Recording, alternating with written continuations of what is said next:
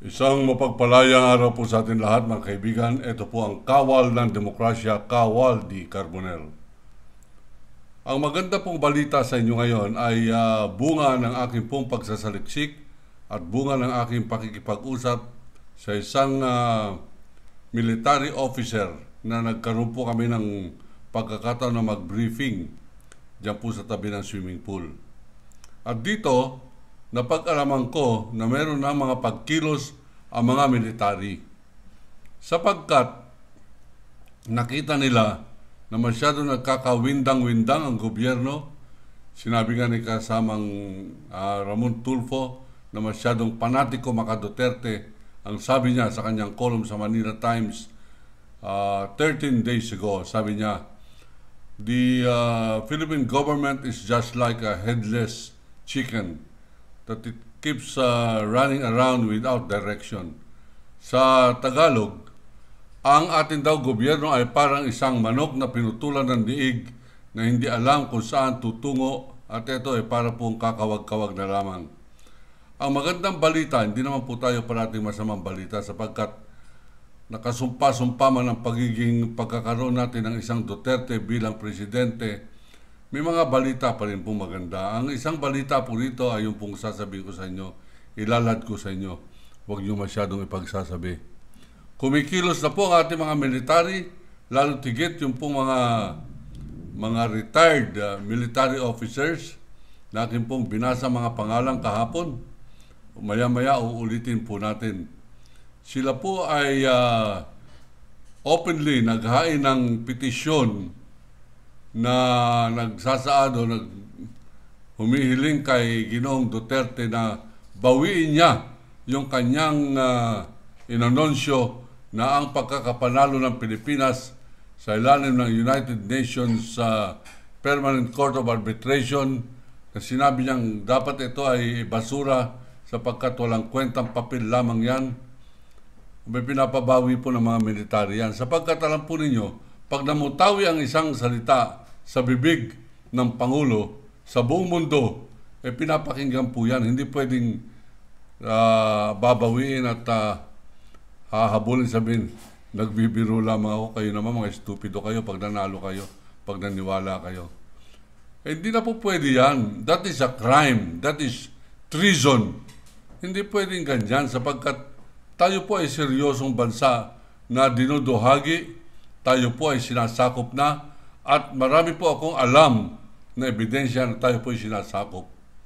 Ganun pa man, lahat po ng sinasabi natin dito ay binibigyan po natin ng rason o pagbabasihan. Bakit po masasabi natin kumikilos ng mga militar? Una, binasa po natin noong isang gabi yung pong pahayag ni Colonel Dencio Acop, PMA Class 1983, Matikas Class. Ano po sabi niya? Hindi naman nawawala, the duty of the armed forces of the Philippines remains constant and inviolate. Hindi po nabubura, hindi po nasasagkaan, hindi nalalabanan yung kanila pong sinumpaan na ipapagtanggol nila ang Filipino people, ang mga Pilipino, ipapagtanggol nila ang ating pambansang soberenya o kasarinlan, ipapagtanggol nila ang ating mga territory o integrity ng ating territory. Ang sabi niya, ang tungkulin na yan ay hindi nawawala anuman ang gawin natin. At ang karuwagan ay isang uri ng pagtatraidor na kahit na gaano kalaki ang kalaban, dapat hindi nagpapakitan ng karuwagan o kaduwagan ang mga militar. Abay, mga Pilipino po, meron na pong kultura ng kaduwagan sapagkat ang dali-dali nilang dinuro lamang sila ni Duterte. Nag-pro Duterte ng mga hangal, mga ungas. Ngayon, ito po yung paninindigan ng isang military officer, Class 83, Matikas, ang pangalan Colonel Dencio Acop. Ito siguro kamag-anak ni dating General Romeo Acop na naging congressman dyan po sa Antipolo.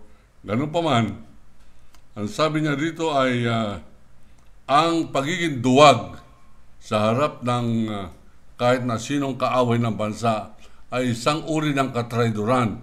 It is traitorous at ito ay condemnable. Ito ay kasumpa-sumpa ang pagiging duwag at kahiya-hiya. Ayan po mga ebidensya natin na kumikilos sa militar. Pangalawang ebidensya na mas malakas, maliban sa binulong po sa akin, na maaari na sila mag-take over anytime at ilagay ang tamang presidente.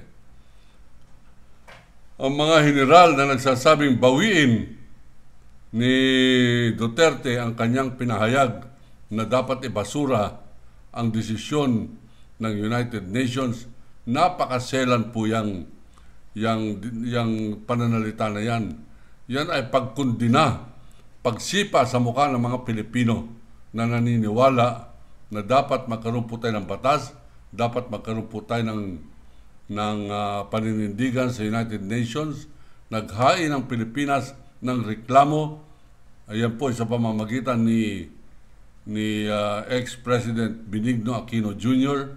at ang kanyang emisary na si Sonny Trillanes, si ex-Justice, Senior Associate Justice Antonio Carpio, Foreign Affairs Secretary Alberto Del Rosario at yung mga team ng mga Pilipino na sumusuporta po rito. At maniwala po ba kayo na isa sa mga sumuporta sa akbangin na yan ay walang iba kundi ang traidor na si Juan Ponce Enrile. Meron pa siyang resolution na nagsasabing, I fully endorse the move of President Aquino to file an arbitration case at the United Nations. Ang kamalasan, nung nanalo po tayo, panahon ni Duterte. Pero magkaiba-iba man ang mga presidente, dapat iginagalang kung ano nagawa nung araw ni Magsaysay na dapat hanggang ngayon ay atin binibigyan ng halaga sapagkat ang pronunciation o pronouncement ni Magsaysay ay batas na po yan. Pag sinabi niyang, those who have less in life must have more in law. Batas na po yan. Hindi yan basta phraseology lamang.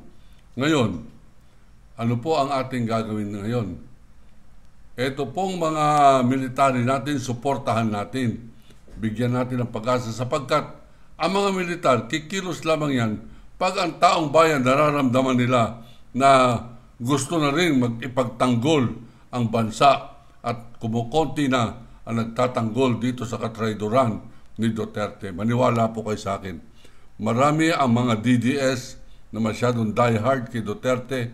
Abay, nagtitext na po sa akin at sa social media na ngangako pa na magsusubscribe sila at isi-share para maraming viewers ito pong ating kawal ng demokrasya.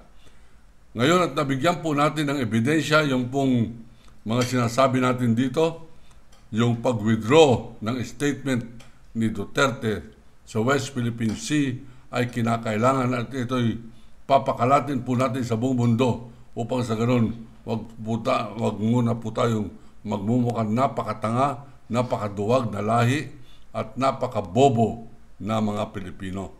Ngayon, atin pong hihilingin sa lahat ng mga nagso-social media na mag-text kayo para makarating kay Duterte na manong tumahimik muna siya, huwag niya nang dadagdagan yung kanyang suportang publicly ina-announce para makumpleto ng China ang kanilang agenda sa ating bansa. Alam po ba ninyo doon sa aking secret information na nakuha ng military sa kanilang intelligence network, sa loob ng 3 taon, completely taken over na ang buong Pilipinas ng China.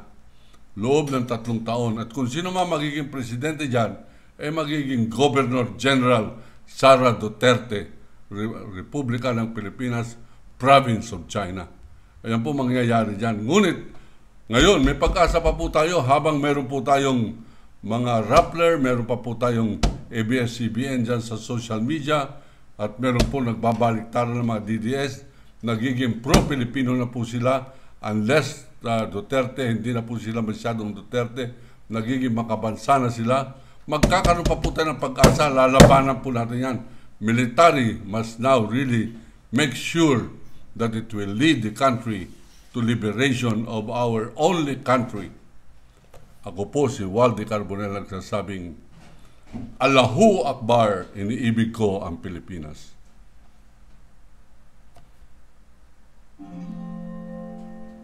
Ang bayan ko